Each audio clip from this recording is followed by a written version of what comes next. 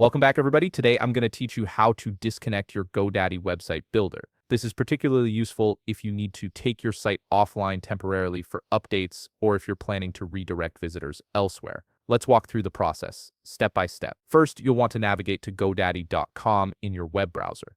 Once you're on the home page, enter your login credentials to access your account. After signing in, you'll be directed to your GoDaddy dashboard, which serves as the central hub for managing all your GoDaddy services. From here, look at the left navigation menu and click on Websites. This will take you to the section where all your website projects are managed. Once you click on Websites, your website settings page will open up. This page gives you an overview of your site's current status and various management options. Now focus your attention on the right side of your screen where you'll find the Edit Website button. Go ahead and click on it. This action will open your GoDaddy website editor, which is the platform where you can make changes to your site's design, content, and settings. Here's where the disconnection happens. To disconnect your GoDaddy website from the internet, look at the top part of your screen within the editor. You should see an Unpublish button located there. Click on this button to take your site offline.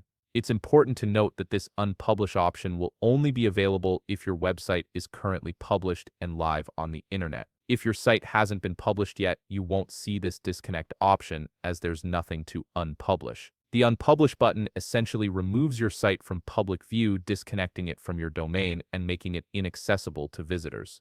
And that's it. You've successfully disconnected your GoDaddy website builder from the internet.